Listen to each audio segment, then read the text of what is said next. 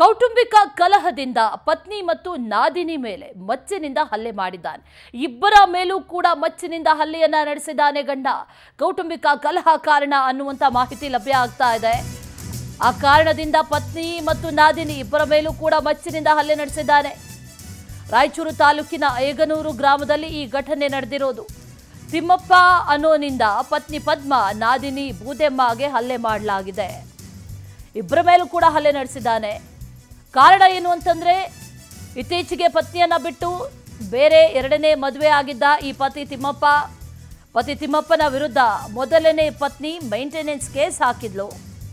ಇದರ ಮಧ್ಯೆ ಮೊದಲ ಪತ್ನಿಗೆ ತಿಳಿಯದಂತೆ ಜಮೀನನ್ನ ಕೂಡ ಈ ತಿಮ್ಮಪ್ಪ ಮಾರಿದ್ದ. ಇದನ್ನ ಪ್ರಶ್ನಿಸೋದಕ್ಕೆ ಪತ್ನಿ ಹೋದ್ರೆ ಆಕೆಯ ಮೇಲೆ ಮಚ್ಚಿನಿಂದ ಮನ ಬಂದಂತೆ ಈತ ಹಲ್ಲೆಯನ್ನ ನಡೆಸಿದ್ದಾನೆ. ಪತ್ನಿ ಜೊತೆಗೆ ನಾದಿನಿ ಇಬ್ಬರಿಗೂ ಕೂಡ ಮಚ್ಚಿನಿಂದ ಹಲ್ಲೆ ನಡೆಸಿದ್ದಾನೆ ಈ ತಿಮ್ಮಪ್ಪ. ಆನಂತರ ಪರಾರಿಯಾಗಿದ್ದಾನೆ.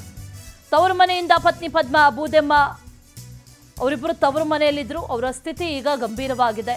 ಮಾಮಿಡಿ ದೊಡ್ಡಿ ಗ್ರಾಮದ ಆರೋಪಿ ಈ ತಿಮ್ಮಪ್ಪ, ಫೋಟೋದಲ್ಲಿ ಗಮನಿಸ್ತಾ ಇದ್ದೀವಲ್ಲ, ಆತನೇ ತಿಮ್ಮಪ್ಪ. ಆತ ಎಸ್ಕೇಪ್. ಸದ್ಯಕ್ಕೆ ಮಚ್ಚಿನಿಂದ ಹಲ್ಲೆ ನಡೆಸಿ ಅವರಿಬ್ಬರ ಸ್ಥಿತಿ ಯಾವ ರೀತಿಯಾಗಿದೆ ಅನ್ನೋದನ್ನು ಗಮನಿಸ್ತಾ ಇದ್ದೀವಿ. ಆಸ್ಪತ್ರೆಗೆ ದಾಖಲಾಗಿದ್ದಾರೆ. ಸ್ಥಿತಿ ಗಂಭೀರವಾಗಿದೆ. ಸದ್ಯ ಗಾಯಾಳುಗಳಿಗೆ ರಿಮ್ಸ್ ಆಸ್ಪತ್ರೆಯಲ್ಲಿ ಚಿಕಿತ್ಸೆಯನ್ನು ನೀಡಲಾಗ್ತಾ ಇದೆ ಅನ್ನುವಂಥ ಮಾಹಿತಿ ಇದೆ. ರಾಯಚೂರು ತಾಲೂಕಿನ ಏಗನೂರು ಗ್ರಾಮದಲ್ಲಿ ನಡೆದಿರುವಂಥ ಘಟನೆ ಇದು.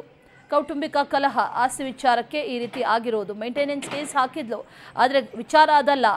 ಆಕೆಗೆ ತಿಳಿಯದಂತೆ ಜಮೀನು ಮಾರಾಟ ಮಾಡಿದ್ದ ಈತ. ಅದು ಗೊತ್ತಾಗ್ತಾ ಇದ್ದಂತೆ ಆಕೆ ಅದನ್ನು ಕೇಳೋದಕ್ಕೆ ಬಂದಿದ್ದಾಳೆ, ಪ್ರಶ್ನೆ ಮಾಡಿದ್ದಾಳೆ. ಪ್ರಶ್ನೆ ಮಾಡಿದ್ದೇ ತಡ ಈತ ಮನ ಬಂದಂತೆ ಮಚ್ಚಿನಿಂದ ಹಲ್ಲೆ ನಡೆಸಿದ್ದಾನೆ. ಬರೀ ಆಕೆಯ ಮೇಲೆ ಮಾತ್ರ ಅಲ್ಲ, ನಾದಿನಿ ಮೇಲೂ ಕೂಡ ಮಚ್ಚಿನಿಂದ ದಾಳಿ ನಡೆಸಿದ್ದಾನೆ, ಹಲ್ಲೆ ನಡೆಸಿದ್ದಾನೆ. ಇಬ್ಬರ ಸ್ಥಿತಿ ಸದ್ಯಕ್ಕೆ ಗಂಭೀರವಾಗಿದೆ. ಆತ ಎಸ್ಕೇಪ್ ಆಗಿದ್ದಾನೆ ಅನ್ನುವಂಥ ಮಾಹಿತಿ. ಎಸ್ಕೇಪ್ ಆಗಿದ್ದ. ಸದ್ಯಕ್ಕೆ ಗಾಯಾಳುಗಳಿಗೆ ರಿಮ್ಸ್ ಆಸ್ಪತ್ರೆಯಲ್ಲಿ ಚಿಕಿತ್ಸೆ ನೀಡಲಾಗ್ತಾ ಇದೆ.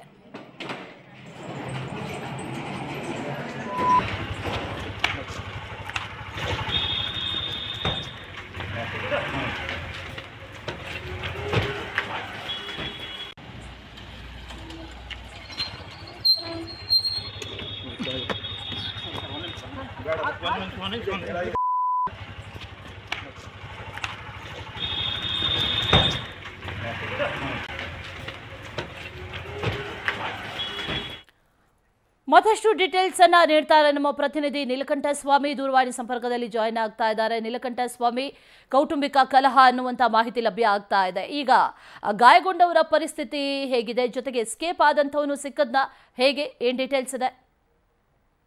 ನಿಜ ಅಶ್ವಿನಿ, ಎಲ್ಲೋ ಒಂದು ಕಡೆ ರಾಯಚೂರಿನಲ್ಲಿ ಇತ್ತೀಚೆಗೆ ಕ್ರೈಮ್ಗಳು ಜಾಸ್ತಿ ಆಗ್ತಾ ಇರ್ತಕ್ಕಂಥದ್ದು. ಅದು ಕೂಡ ಸಾಕಷ್ಟು ವಿಚಾರದಲ್ಲಿ ನೋಡಿದಾಗ ಕೌಟುಂಬಿಕ ಕಲಹಗಳು ಕೂಡ ಇದಾಗ್ತಾ ಇರ್ತಕ್ಕಂಥದ್ದು. ಈಗ ರಾಯಚೂರು ತಾಲೂಕಿನ ಏಗ್ನೂರು ಗ್ರಾಮದಲ್ಲಿ ನಡೆದಿರ್ತಕ್ಕಂಥ ಒಂದು ಘಟನೆ ಇದು. ಏನು ಒಂದು ಇದರಲ್ಲಿ ನೋಡಿದಾಗ ತಿಮ್ಮಪ್ಪ ಅನ್ನೋ ವ್ಯಕ್ತಿ ಮನೆಯಲ್ಲಿ ಗೊತ್ತಿಲ್ಲದೆ ಎರಡನೇ ಮದುವೆ ಕೂಡ ಆಗಿರ್ತಾನೆ. ಅದಾದ ನಂತರ ಆತ ಕುಡಿತದ ಚಟ ಮತ್ತು ಜೂಜಾಟದ ಚಟಕ್ಕೆ ಬಿದ್ದಿರ್ತಾನೆ. ಈ ನಿಟ್ಟಿನಲ್ಲಿ ಹಣದ ಅವಶ್ಯಕತೆ ಬಂದಾಗ ಏನು ಹೆಂಡತಿಗೆ ಗೊತ್ತಿಲ್ಲದಂತೆ ಜಮೀನನ್ನ ಮಾರಿರ್ತಾನೆ. ಇಷ್ಟೆಲ್ಲ ಸಹಿಸ್ಕೊಂಡಿರ್ತಕ್ಕಂಥ ಪತ್ನಿ ಕೊನೆಗೂ ಕೂಡ ಆತನ ಒಂದು ವರ್ತನೆಗೆ ಬೇಸತ್ತು ಕೋರ್ಟ್ ನಲ್ಲಿ ಏನು ಕೇಸ್ ಹಾಕಿರ್ತಾರೆ. ಡಿವೋರ್ಸ್ ಕೇಸ್ ಮತ್ತು ಮೇಂಟೆನೆನ್ಸ್ ಗೆ ಹಣ ಕೊಡ್ಬೇಕು ಅನ್ನೋ ನಿಟ್ಟಿನಲ್ಲಿ ಕೇಸ್ ಹಾಕಿರ್ತಾರೆ. ಈ ನಿಟ್ಟಿನಲ್ಲಿ ಇದೇ ವಿಚಾರಕ್ಕೆ ಕೇಳೋಕೆ ಅಂತ ಹೋದಂತ ಸಂದರ್ಭದಲ್ಲಿ ಪತ್ನಿಯ ಮೇಲೆ ಮನಸು ಇಚ್ಛೆ ಮಚ್ಚಿನಿಂದ ಹಲ್ಲೆ ಮಾಡ್ತಾನೆ. ಇದನ್ನ ತಡೆಯೋಕೆ ಹೋದಂತಹ ಪತ್ನಿ ತಂಗಿ ಮೇಲೂ ಕೂಡ ಇಲ್ಲಿ ಹಲ್ಲೆ ಮಾಡ್ತಾನೆ. ಇದೀಗ ಇಬ್ಬರ ಪರಿಸ್ಥಿತಿಯು ಗಂಭೀರವಾಗಿರ್ತಕ್ಕಂಥದ್ದು. ಪತ್ನಿ ತಂಗಿ ಏನು ಬೂದೆಮ್ಮ ಅಂತ ಇರ್ತಾರೆ, ಅವ್ರಿಗೆ ಈಗ ಕೈ ಬೆರಳುಗಳು ಕಟ್ಟಾಗಿರ್ತಕ್ಕಂಥದ್ದು ಮತ್ತು ತಲೆಗೆ ಕುತ್ತಿಗೆಗೆ ಏಟ್ ಬಿದ್ದಿರೋದ್ರಿಂದ ಸಾಕಷ್ಟು ರೀತಿಯಲ್ಲಿ ರಕ್ತಸ್ರಾವವಾಗಿ ಏನು ಚಿಂತಾಜನಕ ಸ್ಥಿತಿಯಲ್ಲಿ ಈಗ ಚಿಕಿತ್ಸೆಯನ್ನ ಪಡಿತಾ ಇರ್ತಕ್ಕಂಥದ್ದು. ಈ ಒಂದು ನಿಟ್ಟಿನಲ್ಲಿ ನೋಡಿದಾಗ ರಾಯಚೂರು ಗ್ರಾಮಾಂತರ ಪೊಲೀಸ್ ಠಾಣೆಯಲ್ಲಿ ಪ್ರಕರಣ ದಾಖಲಾಗಿರ್ತಕ್ಕಂಥದ್ದು. ಪೊಲೀಸರು ಸ್ಥಳಕ್ಕೆ ಬಂದು ಪರಿಶೀಲನೆ ಕೂಡ ನಡೆಸಿ ಈಗ ಆರೋಪಿಗಾಗಿ ಜಾಲ ಬೀಸಿರ್ತಕ್ಕಂಥದ್ದು. ಎಲ್ಲೋ ಒಟ್ಟಿನಲ್ಲಿ ನೋಡಿದಾಗ ಇಂತಹ ಒಂದು ಕ್ಷುಲ್ಲಕ ಕಾರಣಗಳಿಗೆ ಪ್ರಾಣವನ್ನೇ ತೆಗೆಯಕ್ಕೆ ಹೋಗಂತ ಒಂದು ಘಟನೆಗಳು ಜಿಲ್ಲೆಯಲ್ಲಿ ಮರುಕಳಿಸ್ತಾ ಇರ್ತಕ್ಕಂಥದ್ದು ಶೋಚನೀಯ ಅಂತ ಹೇಳಿದ್ರೆ ತಪ್ಪಾಗ್ಲಿಕ್ಕಿಲ್ಲ Ashwini. Okay Neelakanta Swamy, thank you ಡೀಟೇಲ್ಸ್ಗೆ.